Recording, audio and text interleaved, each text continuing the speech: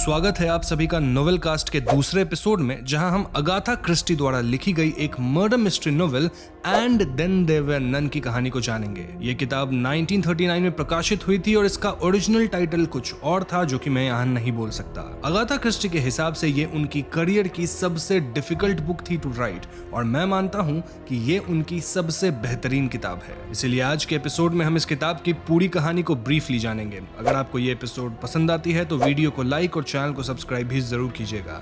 So now with that said, let's roll the intro.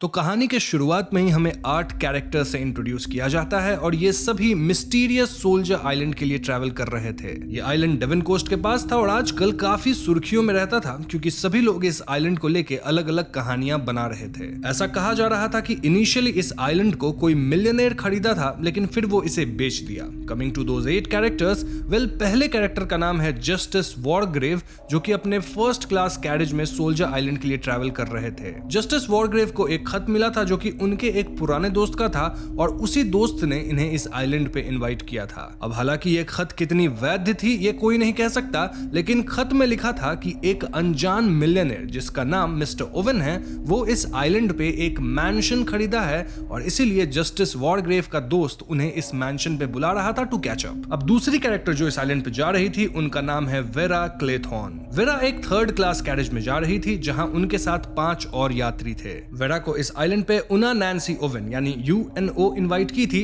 ताकि vera as secretary काम कर सके। वेरा काफी लकी फील कर रही थी कि उन्हें ऐसी जॉब पोजीशन मिली है क्योंकि पास्ट में वेरा के साथ वर्क पे एक अजीब घटना हुई थी और उस घटना के बाद वेरा को इतनी अच्छी जॉब ऑफर मिलना मुश्किल था। वैसे मैं यहाँ क्लियर कर दूं कि जो भी घटना हुई थी उसमें वेरा दोषी नहीं पाई गई थी। अब वेरा के सामने ही अपना तीसरा कैरेक्टर बैठा है जिसका नाम है कैप्टन फिलिप लॉम्बार्ड और उसे भी इस आइलैंड पे बुलाया गया है। कैप्टन लॉम्बार्ड के बॉस उससे बोले थे कि आइलैंड वाले मैंशन के ओनर्स को किसी तरह का काम करवाना है जिसके लिए उन्हें कैप्टन लॉम्बार्ड की मदद चाहिए। कैप्टन लॉम्बार्ड वाज होपिंग कि उन्हें कोई इलीगल काम नहीं दिया जाए। वैसे वो हमेशा क्राइम वगैरह करके बच निकलने में माहिर थे और उन्हें लॉ एंड ऑर्डर तोड़ने में कोई प्रॉब्लम नहीं थी। लॉम्बार्ड काफी रूथलेस थे और उनकी पहली प्रायोरिटी वो खुद थे यानी सेल्फ प्रिजर्वेशन। अब अगली कैरेक्टर है मिस एमिली ब्रिंट जो कि इसी 3rd क्लास कैरेज में थी और एमिली एक 65 इयर्स की कंजर्वेटिव वुमन थी। एमिली एक कैथोलिक बूढ़ी औरत थी और वो अपनी बिलीफ्स को लेके काफी ट्रेडिशनल थी।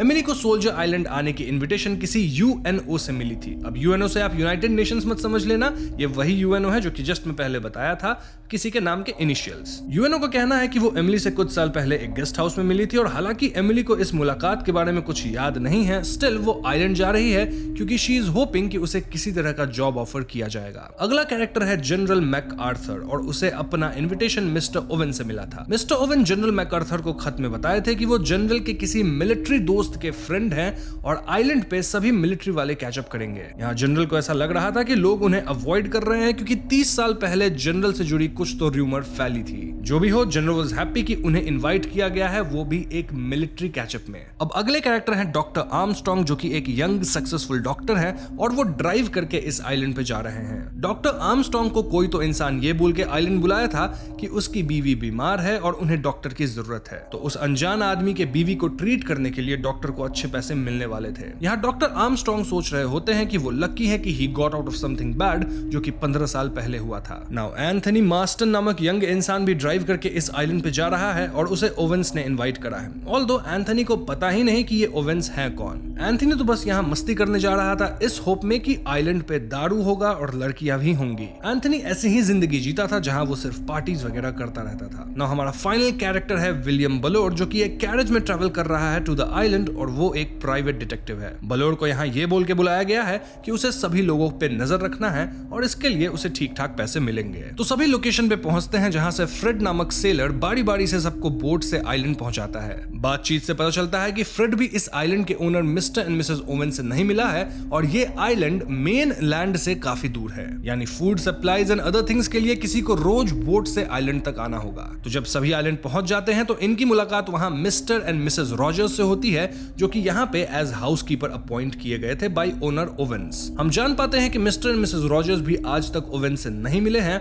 And this was very odd for everyone. खैर सभी अपने अलॉटेड रूम्स में जाते हैं और यहाँ वेरा को अपने कमरे में एक नर्सरी राइम हैंगिंग दिखती है और ये राइम 10 सोल्जर बॉयज की थी। जिन्हें नहीं पता उन्हें मैं बता दूं कि 10 सोल्जर बॉयज ऐसी पोएम है जिसमें 10 सोल्जर बॉयज अलग अलग तरीके से मरते हैं and then there were none. फिलहाल स्क्रीन पे आपको वो राइम दिख रही होगी जिसे आप पॉज करके पढ़ सकते हैं। ध्यान रहे कि अभी आइलैंड पे 8 गेस्ट्स के साथ साथ 2 केयर टेकर्स भी हैं, यानी कुल मिलाकर 10 लोग। खैर तो कुछ देर बाद सभी गेस्ट्स बढ़िया डिनर करते हैं और वो नोटिस करते हैं कि टेबल पे 10 ग्लास सोल्जर फिगरीन्स रखे हुए थे टू रिप्रेजेंट सोल्जर आइलैंड। सभी सोच रहे थे कि अब तक यहाँ के owner mister and Mrs Owens इनसे मिलने क्यों नहीं आए और इन्हीं टॉपिक्स पे बात करते हुए सभी ड्राइंग रूम में बैठ के कॉफी पीने लगते हैं। तभी एकदम से यहाँ एक क्लियर एंड लाउड वॉइस आती है जो कि इन 10 लोगों को अक्यूज करती है ऑफ ए स्पेसिफिक मर्डर जो कि इन्होंने पास्ट में किया था और फिर ये बच निकले। इन बातों को सुनकर सभी लोग एकदम आग बबूला होने लगते हैं except Justice Wargrave and Emily Brent. Lombard पाता है कि ये आवाज एक ग्रामोफोन से आ रही थी जो कि बगल वाले कमरे में बज रहा था और इस ग्रामोफोन पे रॉजर्स रिकॉर्ड प्ले किया था। रॉजर्स कहता है कि हाँ मैंने लगाया था रिकॉर्ड इस पे, लेकिन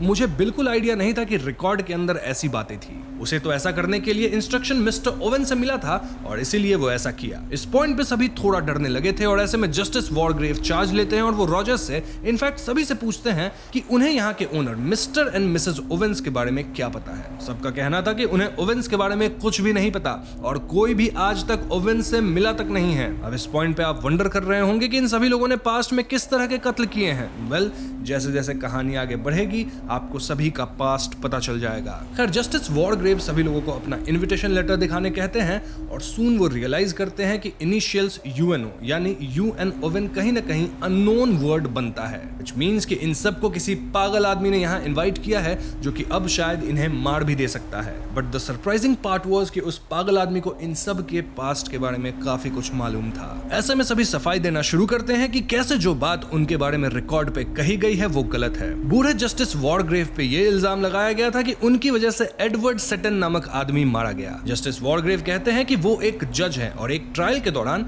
वो एडवर्ड सेटन को गिल्टी पाए और इसीलिए उसे मौत की सजा दी है। जस्टिस वॉरग्रेव का मानना था कि उनका वर्डिक्ट एकदम सही था और आज भी वो अपने वर्डिक्ट के लिए स्टैंड करते हैं। नाउ कमिंग टू वेरा, उन पे इल्जाम था कि वो सिरिल नामक एक यंग बॉय को मारी है जिनकी वो केयर टेकर भी थी। वेरा सफाई देती है कि सिरिल एक दिन काफी दूर स्विम करने चला गया था जिससे वो डूब के मर गया और हालांकि ऐसा इसलिए हुआ क्योंकि वेरा सिरिल का ठीक से ध्यान नहीं रख रही थी, स्टिल वेरा जानबूझ के कुछ भी नहीं की थी। अब जनरल पे इल्जाम था कि उनकी वजह से आर्थर रिचमंड नामक एक सैनिक मारा गया और जनरल कहते हैं कि आर्थर तो वॉर में मारा गया था और भले मैंने ही आर्थर को वहां पोस्ट किया था लेकिन इससे मैं कातिल थोड़ी कहलाऊंगा। अब लॉम्बार्ड पे इल्जाम था कि उसकी वजह से ईस्ट अफ्रीकन ट्राइब के 21 लोग मारे गए और लॉम्बार्ड एडमिट करता है कि हाँ मेरी गलती थी, लेकिन मैं खुद को बचाने के लिए उन 21 लोगों को जंगल में छोड़ के भागा था और मेरे लिए खुद को बचाना सबसे ज्यादा इंपॉर्टेंट है, भले इससे कोई और मारा जाए, मेरे लिए सेल्फ प्रिजर्वेशन सबसे इंपॉर्टेंट है। अब एंथनी मास्टन पे जॉन और लूसी कॉम्स के कत्ल का इल्जाम था और एंथनी बताता है कि एक बार उसकी कार से 2 बच्चे मारे गए थे लेकिन इसके बदले एंथनी को पनिशमेंट भी मिली है। क्या? वेल, उसका 1 साल तक के लिए लाइसेंस सस्पेंड कर दिया गया था। एंथनी को देखकर क्लियरली विजिबल था कि उसे इन 2 बेकसूर लोगों की मौत का कोई गम नहीं था। वैसे 1 साल के लिए लाइसेंस जाना 300 वर्ड्स के ऐसे से तो ज्यादा ही कड़ी सजा है। Moving on, mister and Mrs Rogers पे इल्जाम था कि उनकी वजह से उनकी बीमार एम्प्लॉयर मिस ब्रांडी मारी गई। इस पे मिस्टर रॉजर्स सफाई देते हैं कि मेरी मालकिन बहुत बीमार थी, मैं तो उनके लिए डॉक्टर भी लाने गया था लेकिन तब तक वो जिंदा ही नहीं बची। अब थोड़े सवाल जवाब से हम रीडर्स जान पाते हैं कि मिस ब्रांडी यानी मिस्टर एंड मिसेस रॉजर्स की जो एम्प्लॉयर थी उनके मरने के बाद उनका पैसा और संपत्ति मिसेस रॉजर्स इनहेरिट करी थी। मतलब दाल में कुछ तो काला जरूर था। अब बलोर पे जेम्स लैंडर की कत्ल का इल्जाम था और बलोर कहता है कि लैंडर एक बैंक रॉबरी केस में फंसा था और बलोर बस उसके खिलाफ गवाही दिया। इस गवाही के कारण लैंडर को जेल हुई और लैंडर जेल में मारा गया, तो इसमें बलोर की क्या गलती? वो अलग बात है कि इस गवाही की वजह से बलोर को प्रमोशन जरूर मिल गया था, ऑल्दो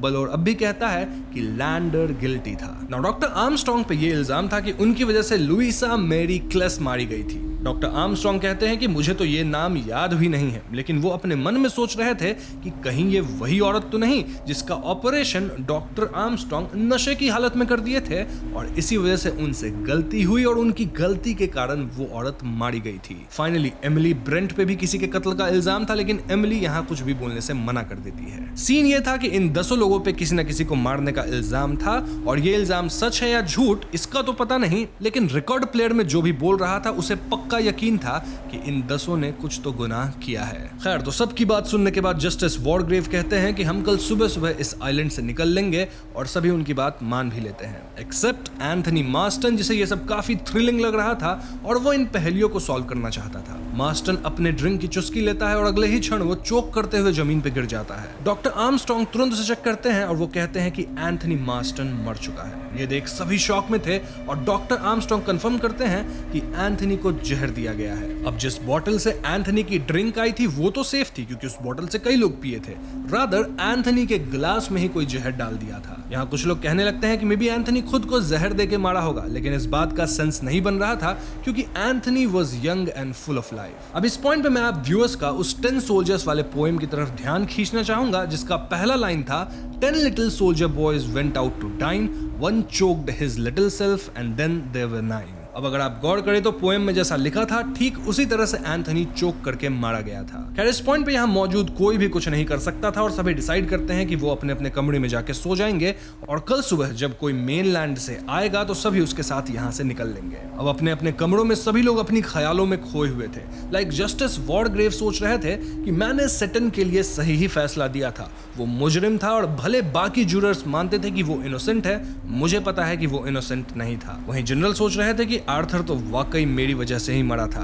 मैंने जानबूझकर आर्थर की ऐसी पोस्टिंग करी थी जहां वो जंग में मारा जाए। क्यों? क्योंकि आर्थर का मेरी बीवी के साथ अफेयर चल रहा था और ऐसे में मैं आर्थर को कैसे छोड़ देता। जनरल को हमेशा ये बात खाती रहती थी और अब जनरल मान रहे थे कि उन्हें उनके किए की सजा मिलने वाली है and strangely general was looking forward to it. वहीं वेरा सोच रही होती है कि वो सिरिल की केयरटेकर थी और उन्हें सिरिल के अंकल ह्यूगो से प्यार था, लेकिन ह्यूगो और वेरा शादी नहीं कर सकते थे क्योंकि ह्यूगो के पास पैसे नहीं थे। वैसे अगर सिरिल लड़का नहीं बल्कि लड़की होती तो सारी संपत्ति ह्यूगो इनहेरिट करता। खैर, नीचे मिस्टर रॉजर्स नोटिस करते हैं कि 10 ग्लास सोल्जर फिगरीन्स में से एक फिगरीन मिसिंग थी और उनकी वाइफ यानी मिसेस रॉजर्स उठ ही नहीं रही थी। मिस्टर रॉजर्स फौरन डॉक्टर आर्मस्ट्रॉन्ग को बुला लाते हैं और डॉक्टर आर्मस्ट्रॉन्ग मिसेस रॉजर्स को चेक करते हैं। कुछ ही सेकंड चेक करके डॉक्टर आर्मस्ट्रॉन्ग बताते हैं कि मिसेस रॉजर्स मर चुकी है। जी हाँ दोस्तों, एक और कत्ल हो चुका था और डॉक्टर आर्मस्ट्रॉन्ग पूछते हैं कि क्या मिसेस रॉजर्स सोने से पहले कुछ उल्टा सीधा खाई थी। इस पे मिस्टर रॉजर्स कहते हैं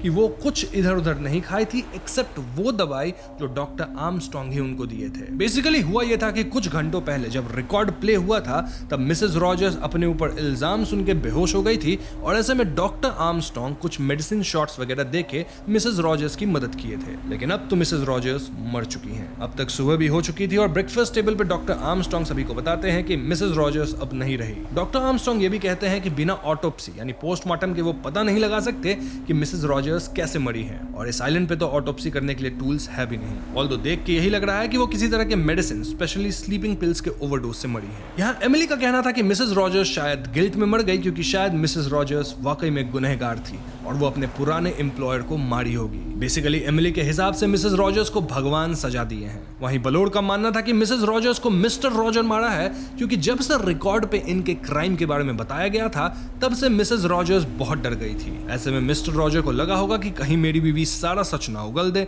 और इसलिए वो अपनी बीवी यानी मिसेस रॉजर्स को मार दिए। अब इस पॉइंट तक मेन लैंड से बोट आ जानी चाहिए थी, लेकिन बोट का कोई अता पता नहीं था। जनरल मैकार्थर अब तक अजीब बिहेव करने लग गया था और उसका कहना था कि कोई बोट वगैरह नहीं आएगी, हमें यहाँ मारने के मकसद से लाया गया है और हमें यहाँ शांति मिल जाएगी। जनरल की बातों को इग्नोर करते हुए मिस्टर रॉजर्स कहते हैं कि कल रात टेबल पे 10 से 9 ग्लास सोल्जर फिगरीन्स हो गए थे और अब बस 8 बचे हैं। वैसे उस पोएम का दूसरा लाइन था 9 little soldier boys stayed up very late, one overslept himself and then there were 8। देखा जाए तो मिसेस रॉजर्स वाकई नींद में ही मारी गई, यानी जैसा पोएम में लिखा था ठीक वैसा ही हुआ। खैर इसके बाद वेरा और एमिली ब्रेंट आपस में बात कर रही होती हैं, जहां एमिली अपने केस के बारे में उसे बताती है। एमिली का कहना था कि उस पे बियाट्रिस टेलर को मारने का इल्जाम लगा है, जबकि वो ऐसा कुछ नहीं की है। एमिली के हिसाब से बियाट्रिस एक अच्छी लड़की नहीं थी और वो एमिली के आंखों में धूल झोंक रही थी। एमिली जो कि काफी कंजर्वेटिव माइंडसेट की थी, उसे लगता था कि बियाट्रिस एक सिंपल और अच्छी लड़की है, लेकिन बियाट्रिस तो लूज मोरल्स वाली लड़की निकली। इनफैक्ट बियाट्रिस प्रेग्नेंट हो गई थी और ऐसे में एमिली उसे घर से बाहर निकाल दी। अब क्योंकि बियाट्रिस ऑलरेडी अशेम्ड थी और उसके पास जाने के लिए कोई और जगह नहीं थी, वो नदी में खुद को डुबा ली। एमिली का कहना था कि ऐसे में मैं कातिल कैसे हुई, बियाट्रिस के कुकर्मों ने ही उसे मरने पे मजबूर किया और मुझे इस बात का कोई गम भी नहीं है। अब एमिली की इन बातों को सुनकर वेरा समझ चुकी थी कि ये औरत कुछ ज्यादा ही बेकार ख्यालात की है और वेरा अब एमिली को एक भयानक औरत के रूप में देख रही थी। अब इस पॉइंट तक बचे हुए 8 लोग डिस्कवर कर लिए थे कि दोनों कत्लें उस राइम या पोएम के हिसाब से हुई है, विच मींस कि ये सब एक एक करके मरेंगे। इनफैक्ट ये लोग इस आइलैंड पे ट्रैप हो चुके हैं और जो भी ये ओवेंस है वो इन्हें मारना चाहता है। ऐसे में लोम्बार्ड और डॉक्टर आर्मस्ट्रांग पूरे आइलैंड को सर्च करने की ठान लेते हैं, क्योंकि शायद ये ओवेन इसी आइलैंड पे कहीं छुपा होगा। इस सर्च में वो जनरल को शामिल नहीं करते, क्योंकि जनरल मेंटली स्टेबल नहीं दिख रहा था, और वो जस्टिस वॉरग्रेव को भी शामिल नहीं करते क्योंकि वो काफी बूढ़े थे और इनएक्टिव थे। अब सर्च से पहले बलोड पूछता है कि क्या यहाँ किसी के पास रिवॉल्वर है,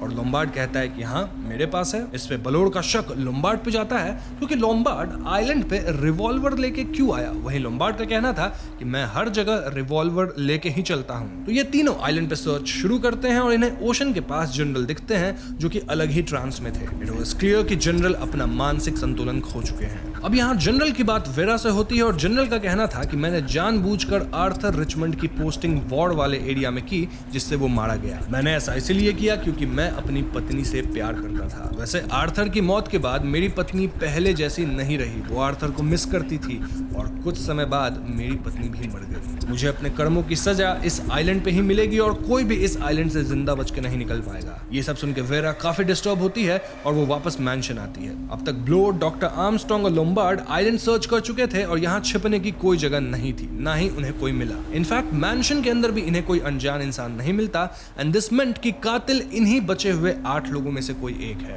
ऐसे में सभी एक दूसरे को ब्लेम करने लगते हैं। लाइक ब्लोड का कहना था कि लोम्बार्ड कातिल है क्योंकि वो आइलैंड पे गन लेके आया है। वहीं कुछ लोगों का कहना था कि डॉक्टर आर्मस्ट्रांग दवा की गलत डोसेज दिए, जिससे मिसेस रॉजर्स मारी गई, वगैरह वगैरह। तो इसी ब्लेम गेम के साथ लंच का टाइम होता है और सभी डाइनिंग रूम में आते हैं। जनरल अब तक मैंशन पे नहीं आए थे और जब जनरल को बुलाने डॉक्टर आर्मस्ट्रांग जाते हैं तो वो पाते हैं कि जनरल सी शोर के पास ही मर चुके थे। ब्लोड और आर्मस्ट्रांग फौरन उनके मृत शरीर को मैंशन पे लाते हैं और अब डाइनिंग रूम टेबल पे सिर्फ 7 ग्लास सोल्जर फिगरीन्स थे। Doctor Armstrong cause of death पता लगाते हैं। उनका कहना था कि कोई जनरल के सर पे पीछे से हमला करके उन्हें मारा है। इस पॉइंट पे जस्टिस वॉरग्रेव फिर से लीड लेते हैं और वो क्लियरली कहते हैं कि कातिल हम 7 में से ही कोई इंसान है। ऐसे में सभी खुद को डिफेंड करने लगते हैं, जैसे कि औरतें कहने लगती हैं कि लेडीज तो कत्ले करती ही नहीं हैं। वहीं एक ये भी पॉइंट उठता है कि professionals like doctors and justice भी कत्ल नहीं कर सकते। सभी अपना अपना एलाबाई देने लगते हैं, लेकिन इस पॉइंट तक किसी पे भी भरोसा नहीं किया जा सकता था, यानी सभी सस्पेक्ट्स थे। वेरा और लोम्बार्ड आपस में डिस्कस करने लगते हैं कि कातिल कौन हो सकता है। लोम्बार्ड का कहना था कि जस्टिस वॉरग्रेव कातिल हो सकते हैं, क्योंकि अपनी पूरी जिंदगी वो जज रहे हैं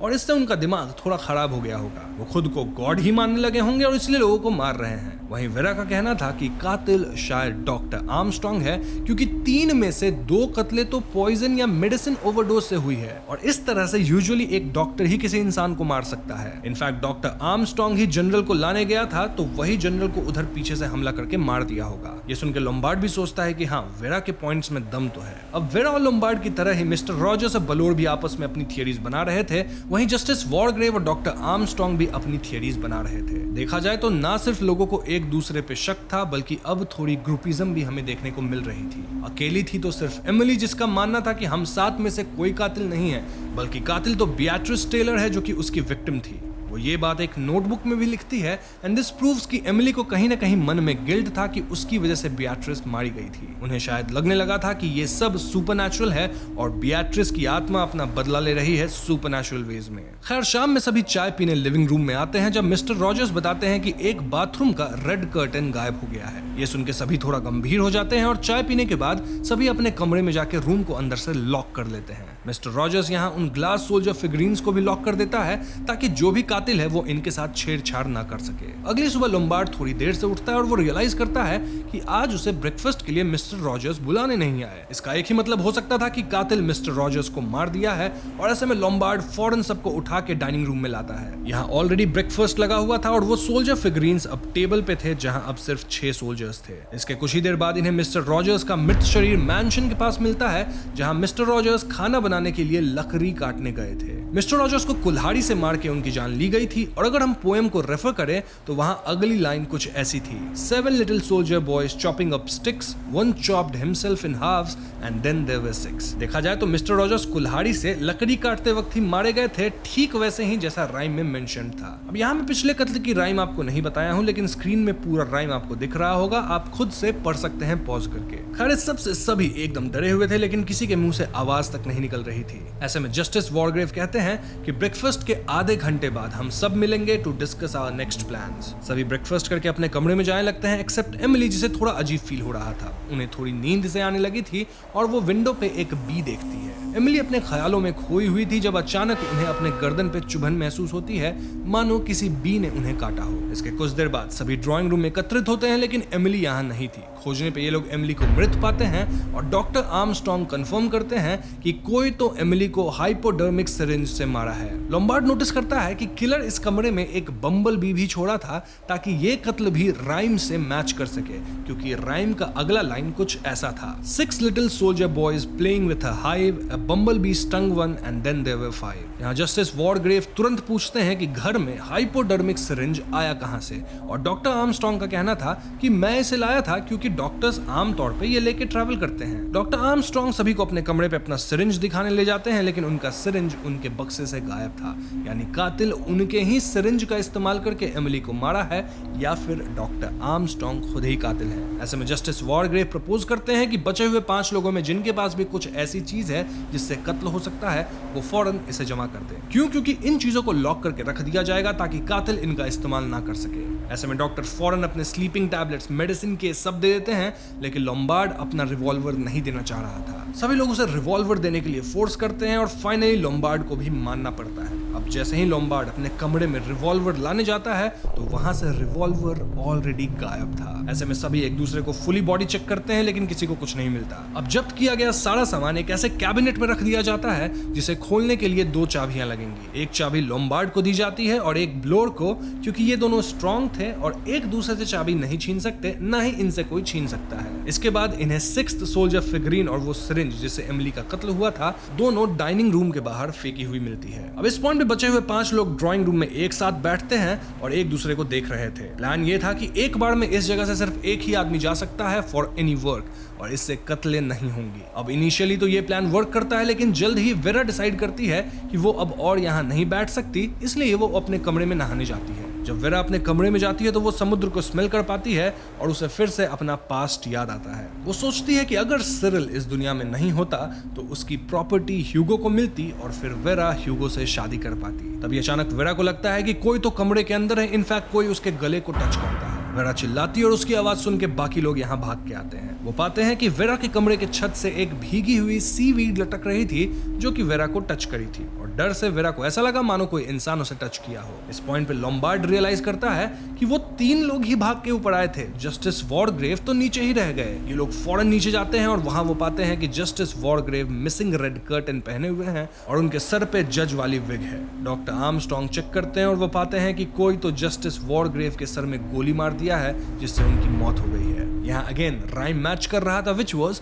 5 little soldier boys going through a door, one stubbed his toe and then there were 4। मतलब ये सब एक डोर के थ्रू गए लेकिन एक टो स्टब करके रह गया जो कि मारा भी गया। तो अब सिर्फ 4 लोग बचे हैं और ये लोग जस्टिस वॉरग्रेव के शरीर को उठाकर उनके कमरे में रख देते हैं। सभी की हालत खराब थी और सभी एक दूसरे पे शक कर रहे थे। स्टिल चारों चुपचाप डिनर करके अपने अपने कमरे में चले जाते हैं। अब लोम्बार्ड पाता है कि उसकी रिवॉल्वर वापस उसके कमरे के ड्रॉर में थी। वहीं वेरा अपने कमरे में पड़ी पड़ी सोच रही थी कि कैसे वो जानबूझकर सिरिल को काफी दूर तैरने के लिए बोल दी जिससे सिरिल डूब के मारा गया। वेरा वॉज श्योर कि किसी को उस पर शक नहीं होगा कि वो सिरिल को प्लान करके मारी है, लेकिन शायद ह्यूगो ये बात समझ गया क्योंकि ह्यूगो उस घटना के बाद वेरा से कभी बात ही नहीं किया। वेरा अपने कमरे में सीलिंग पे एक हुक देखती है और सोचती है कि शायद इसी से सीवीड लटका होगा। वहीं ब्लोर अपने कमरे में पड़ा पड़ा ये सोच रहा था कि अगर मैं कातिल को पकड़ लूं तो ये सब खेल ही खत्म हो जाएगा। ब्लोर को एक आउटसाइड नॉइज सुनाई देती है और ब्लोर तुरंत बाहर निकल के बचे हुए लोगों के रूम्स चेक करता है। सभी अपने कमरे में थे एक्सेप्ट डॉक्टर आर्मस्ट्रॉन्ग। ऐसे में ब्लोर और लोम्बार्ड मिलकर डॉक्टर आर्मस्ट्रॉन्ग को ढूंढने लगते हैं और वो वेरा को सजेस्ट करते हैं कि वो अपना कमरा बंद कर ले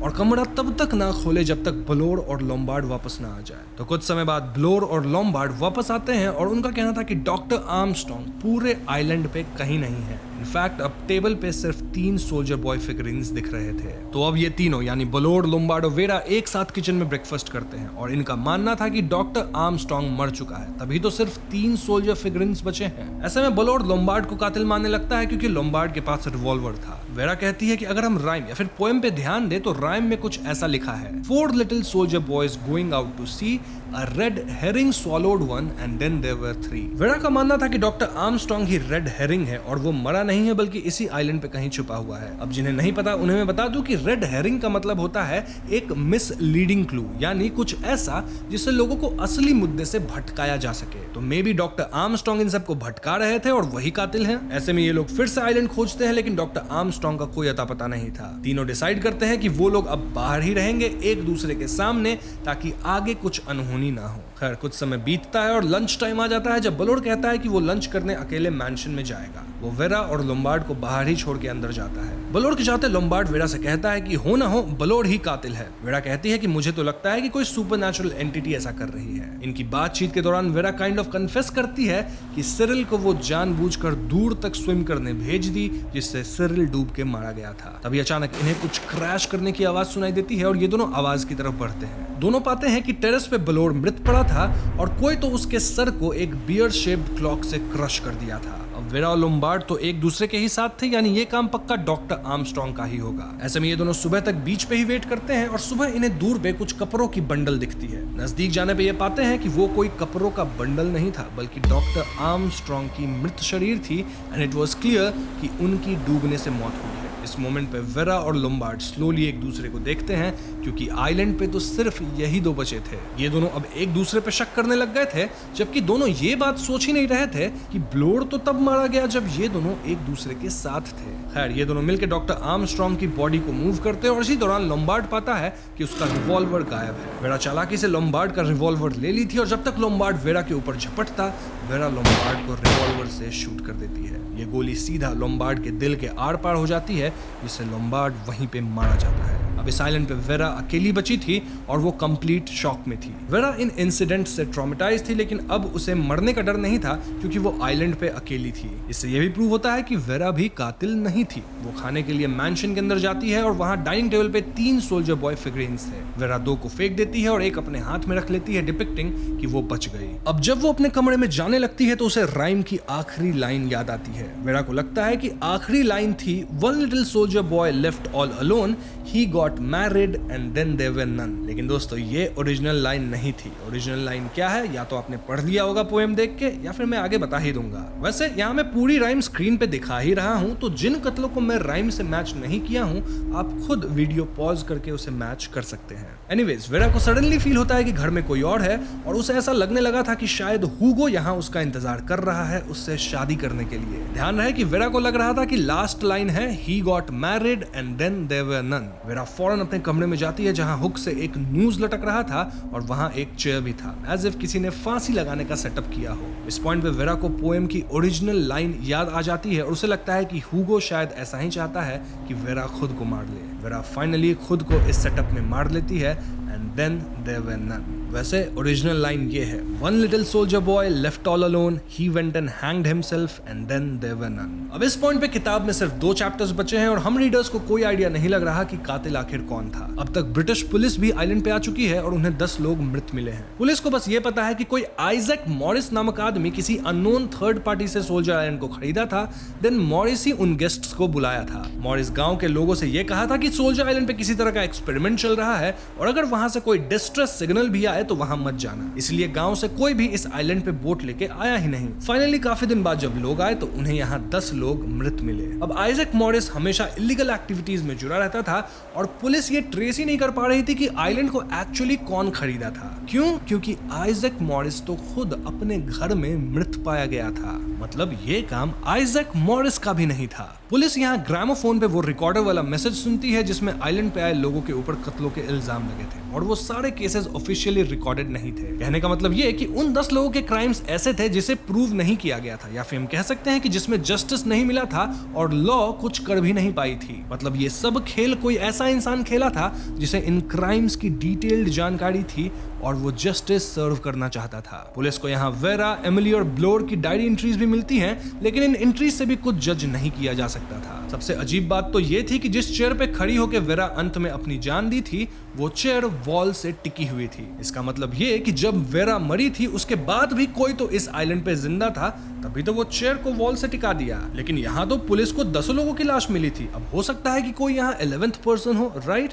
लेकिन गांव वालों का कहना था कि इतने दिनों में हमने किसी को आइलैंड से आते जाते नहीं देखा था। यानी आइलैंड पे यही 10 लोग थे जो कि गए थे और इनके अलावा कोई नहीं था। ओवरऑल सीन ये था कि इन 10 लोगों को कौन मारा ये राज शायद कातिल के अलावा किसी को मालूम ही नहीं। इस पॉइंट पे हम रीडर्स बुक के लास्ट चैप्टर पे पहुंच चुके हैं जहां एक मछुआरे को समुद्र में एक सील्ड बॉटल मिलती है। ये बॉटल पुलिस को भिजवा दी जाती है क्योंकि इसके अंदर कातिल का कन्फेशन लेटर था। इनफैक्ट लेटर में क्लियरली बताया गया था कि कातिल कैसे 10 लोगों को मारा। कातिल का कहना था कि मैं बचपन से फैंटेसी से भरा हुआ था और मैं कई चीजें इमेजिन करता था, इसलिए मैं अपना कन्फेशन लेटर इस बॉटल में डाल के समुद्र में फेंक रहा हूं ताकि कभी तो ये किसी को मिलेगी। बचपन से मुझे मौत देखने में एक सैडिस्टिक प्लेजर मिलता था। इनफैक्ट मैं लोगों को मारना भी चाहता था, लेकिन मेरे अंदर बहुत स्ट्रॉन्ग सेंस ऑफ जस्टिस भी थी। यानी मैं इनोसेंट लोगों को सफर करते नहीं देख सकता, इसलिए मुझे सिर्फ गुनहगारों को मरते देख बड़ा मजा आता था। तभी तो मैं लीगल प्रोफेशन ज्वाइन किया। जब भी मैं गुनहगारों को सजा सुनाता मुझे उन्हें तड़पते देख बहुत मजा आता था। लेकिन कुछ समय बाद मुझे एहसास हुआ कि सिर्फ क्रिमिनल को डेथ सेंटेंस देना काफी नहीं है, मुझे खुद अपनी हाथों से भी उन्हें मारना है। मेरे किए कत्ल एक आर्ट की तरह है और मैं थिएट्रिकल वे में लोगों को मारना चाहता था। लेकिन ऑफ कोर्स मैं इनोसेंट लोगों को नहीं मार सकता ना, इसलिए मैंने ऐसे लोगों को चुना जो क्रिमिनल्स तो थे लेकिन वो कानून के हाथों से बच निकले थे। मैं जस्टिस वॉरग्रेव उन चुने गए लोगों को अपने हाथों से मारना चाहता था। जी हाँ दोस्तों, इस पॉइंट पे क्लियर होता है कि कातिल जस्टिस वॉरग्रेव थे, लेकिन आखिर वो ये पुल ऑफ कैसे किए? उनकी लाश भी तो पुलिस को आइलैंड पे मिली थी ना। मोरओवर वो अपने विक्टिम्स को किस आधार पे चुने थे? वेल, इस लेटर में डॉक्टर वॉरग्रेव बताते हैं कि एक डॉक्टर के साथ बातचीत के दौरान उन्हें प्रेरणा मिली जिसने उन हत्याओं की संख्या का उल्लेख किया था जो कानून द्वारा दंडनीय नहीं होने के कारण रडार के नीचे से गुजर जाती हैं। डॉक्टर उसे अपने मरीज की कहानी सुनाते हैं जिनके देखभाल करता मिस्टर और मिसेस रॉजर्स थे। डॉक्टर को संदेह था कि उन्होंने अपनी मालकिन को दवा नहीं दी जिससे उनकी मौत हो गई। जस्टिस वॉरग्रेव लिखते हैं कि उन्होंने फिर अपने विक्टिम्स को उन लोगों का चयन करके एकत्रित करना शुरू किया जिन्होंने ऐसे हत्या की थी जो कानून के पकड़ से बाहर थी। अब क्योंकि वो एक जज थे, उनका एक बड़ा नेटवर्क था और उन्होंने वर्षों के दौरान अपने विक्टिम्स का चयन करना शुरू किया। एंथनी और ब्लॉर का केस तो जनता के बीच खुलेआम एकदम पब्लिक था, सभी लोग इसे जानते थे, तो इसीलिए जस्टिस वॉरग्रेव ने इन दोनों को चुना। नाउ एक नर्स ने अस्पताल में उन्हें एक बार एक यात्रा के दौरान डॉक्टर आर्मस्ट्रॉन्ग के मामले के बारे में बताया था। जाहिर है नाम का उल्लेख नहीं किया था, लेकिन उन्होंने और जानकारी इकट्ठा की और ऐसे डॉक्टर आर्मस्ट्रॉन्ग चुने गए। अब एक क्लब में सैन्य साथियों के बीच बातचीत से जनरल मैकार्थर के बारे में उन्हें पता चला। उन्होंने उसी गांव की एक महिला से एमिली ब्रेंट के बारे में सुना। अमेज़न से हाल ही में आए एक आदमी ने लोम्बार्ड की गतिविधियां के बारे में बताया। अपने अंतिम मेहमान को उन्होंने तब पाया जब वो ह्यूगो हैमिल्टन नाम के एक युवक से मिले। ह्यूगो दुखी और नशे में था, इसलिए उसने जस्टिस वॉरग्रेव के साथ साझा किया कि वह एक ऐसी महिला से प्रेम करता था जो बाद में एक हत्यारी निकली। जस्टिस वॉरग्रेव लिखते हैं कि वो फौरन वेरा नामक महिला को ढूंढ निकाले। उनका अंतिम शिकार एक मॉरिस नामक व्यक्ति था जो कि एक ड्रग डीलर था और उसने उनके एक दोस्त की बेटी को ऐसा ड्रग्स बेचा जिसे खा लेने के बाद वो खुद को मार ली। मॉरिस ने सोल्जर आइलैंड के लिए व्यवस्था की थी, जिसके बाद जस्टिस वॉरग्रेव ने उसे उसकी इंडाइजेशन के लिए दवाई दी, लेकिन वास्तव में वो दवा नहीं बल्कि जहर था। तो इस प्रकार जस्टिस वॉरग्रेव ने 9 लोगों को मारा, साथ ही एक मॉरिस नामक आदमी को भी मारा, तो कुल मिलाकर 10 हत्याएं कर दी उन्होंने। जस्टिस वॉरग्रेव बताते हैं कि उन्होंने अपनी हत्याओं का क्रम कैसे तय किया। यह इस पर आधारित था कि ये क्रिमिनल्स अपने द्वारा किए गए अपराध के लिए कितने जिम्मेदार और निर्दयी थे। एंथनी की हत्या एक सड़क दुर्घटना थी और वह लापरवाह था। वॉरग्रेव एंथनी के खाली गिलास में साइनाइड तब डाल डाल दिए जब सभी ग्रामोफोन की आवाज से विचलित हो गए थे। अगली हत्या मिसेस रॉजर्स की थी, जिन्होंने अपने पति के दबाव के कारण अपराध किया था, इसलिए वो उसके ग्लास में बहुत ज्यादा नींद की गोलियां मिला दिए, जिससे वो नींद में ही चल बसी। वो आगे लिखते हैं कि जनरल मैकार्थर तो पहले से ही खोए हुए थे और अपने डेथ को एक्सेप्ट कर लिए थे, और उन्होंने तब कुछ भी नहीं सुना जब उन पे जस्टिस वॉरग्रेव पीछे से वार किए। वो अलग बात है कि जस्टिस वॉरग्रेव को वहां बहुत ही सावधानी से जाना पड़ा था, क्योंकि वह छत से सही समय देखने की प्रतीक्षा कर रहे थे जब उन्हें वहां जाते कोई न देखे। अब इस पॉइंट पे जस्टिस वॉरग्रेव को एक पार्टनर चाहिए था और उन्होंने नर्वस डॉक्टर आर्मस्ट्रॉन्ग को चुना, जो उन पे विश्वास करते थे, क्योंकि वो दोनों प्रोफेशनल्स थे। साथ ही देखा जाए तो डॉक्टर आर्मस्ट्रॉन्ग पे सभी लोग शक कर रहे थे सबसे ज्यादा, तो अगर जस्टिस वॉरग्रेव उनके साथ है तो ऑब्वियसली नर्वस डॉक्टर आर्मस्ट्रॉन्ग भी उनके साथ होंगे। वॉरग्रेव डॉक्टर आर्मस्ट्रॉन्ग को भरोसा दिला देते हैं कि कातिल और कोई नहीं बल्कि लॉम्बार्ड है। फिर अगली सुबह जस्टिस वॉरग्रेव मिस्टर रॉजर्स को तब मारे जब रॉजर्स लकड़ी काट रहे थे। फिर वो रॉजर्स की चाबी ले लिए, जहां से वो वापस उन 10 सोल्जर फिगरीन्स को निकाल पाए। वैसे इस खोजबीन के दौरान वॉरग्रेव लॉम्बार्ड के कमरे में भी गलती से चले गए थे, जहां उन्हें लॉम्बार्ड का रिवॉल्वर मिल गया था। आगे उन्होंने ब्रेंट की कॉफी में अपनी घातक नींद की गोली की आखिरी खुराक मिला दी, जिससे वो चक्कर में आ गई। बाद में उनके लिए साइनाइड को उनके शरीर में इंजेक्ट करना आसान हो गया। इस पॉइंट तक जस्टिस वॉरग्रेव ने साइनाइड और घातक नींद की गोली को खत्म कर दिया था। उन्होंने रिवॉल्वर को फूड स्टोरेज सेक्शन में छिपा दिया था, जहां कोई खोजा ही नहीं। अब यहां आता है असली ट्विस्ट, जब जस्टिस वॉरग्रेव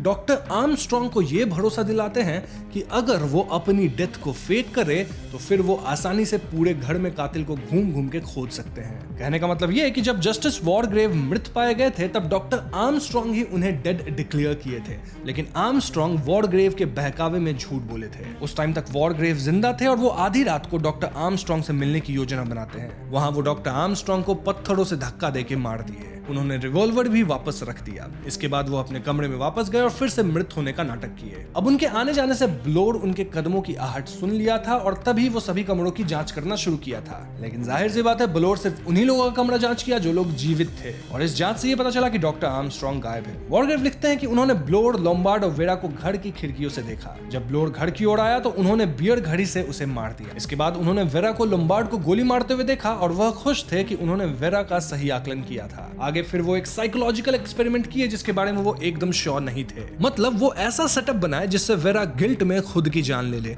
और वेरा ऐसा ही की। जस्टिस वॉरग्रेव लिखते हैं कि हर आर्टिस्ट की तरह उन्हें भी अपने इस वर्क ऑफ आर्ट के लिए रिकॉग्निशन चाहिए, लेकिन उन्हें लगता नहीं कि कोई ये केस सॉल्व कर पाएगा। वैसे वो 3 क्लूज छोड़ रहे हैं ताकि पुलिस पता कर सके कि कातिल कौन है। पहला क्लू ये है कि 10 गेस्ट्स में से वो एकमात्र ऐसे गेस्ट थे जिनका बताया गया क्राइम रियल नहीं था, मतलब उनका विक्टिम एडवर्ड सेटन एक्चुअली में गिल्टी था। दूसरा क्लू ये है कि वो जो नर्सरी राइम थी वो रेड हेरिंग की बात करती है, वो भी डॉक्टर आर्मस्ट्रॉन्ग की मौत वाले टर्न पे। और अगर डॉक्टर आर्मस्ट्रॉन्ग की मौत को ठीक से जांचा जाए तो पता लग जाएगा कि वहां कुछ तो गड़बड़ था। और तीसरा क्लू कि उनके सर में जो बुलेट होल है वो केन को सिंबलाइज करता है। केन कौन? वेल, केन पहला कातिल था in the book of genesis. अब आप पूछ सकते हैं कि सबको मारने के बाद जस्टिस वॉरग्रेव भी कैसे मृत पाए गए? वेल, वो ऑलरेडी एक ऐसी बीमारी से जूझ रहे थे जिससे उनकी मौत निश्चित थी, इसलिए मरने से पहले वो एक खूनी खेल खेलना चाहते थे, क्योंकि उन्हें कत्ल करना पसंद था। वॉरग्रेव ये कन्फेशन लेटर बॉटल में डाल के समुद्र में फेंक देते हैं, जिसके बाद वो बेड पे लेट जाते हैं और रिवॉल्वर को एक इलास्टिक बैंड से इस तरह रिग करते हैं कि गोली पीछे से उनके सर पे लगती है और उन्हें रिवॉल्वर को टच भी नहीं करना पड़ा। ध्यान रहे कि वॉरग्रेव की फेक मौत सर पे गोली लगने से हुई थी और यहाँ के लोग अपनी डायरीज में वैसे ही एंट्रीज लिखे भी थे। पुलिस को भी जस्टिस वॉरग्रेव की लाश ऐसी ही हालतों में मिली थी, तो उन्हें लगा वॉरग्रेव भी एक विक्टिम ही है। तो ओवरऑल ये सब कुछ जस्टिस वॉरग्रेव द्वारा प्लान था और इन द एंड वो खुद को भी खत्म कर लिए, और इससे पुलिस को कभी पता ही नहीं लगा कि कातिल कौन था। ऑल्दो अब जब उन्हें कन्फेशन लेटर मिल गया है तो सबको पता चल जाता है कि कातिल जस्टिस वॉरग्रेव थे। यहीं पे and then there were none की कहानी भी खत्म हो जाती है। तो इस पॉइंट पे आप लोग बताइएगा कि आपको ये कहानी कैसी लगी और क्या आप कातिल को गेस कर पाए थे या नहीं। तो दोस्तों, ये थी नोवेल कास्ट की दूसरी एपिसोड और मैं उम्मीद करता हूँ आपको ये कहानी पसंद आई होगी। पसंद आई है तो वीडियो को लाइक और शेयर करें, साथ ही हमें कुछ और ऐसी ही अमेजिंग नोवेल्स की सजेशंस भी दें। वैसे अगर आपके मन में अब भी कुछ डाउट है तो आप मुझसे कमेंट्स में पूछ सकते हैं। जाने से पहले हमारे चैनल हॉन्टिंग ट्यूब को सब्सक्राइब करके बेल आइकन को जरूर दबा दीजिएगा, क्योंकि हम अपने चैनल पे ऐसी वीडियोस लाते रहते हैं। पीस।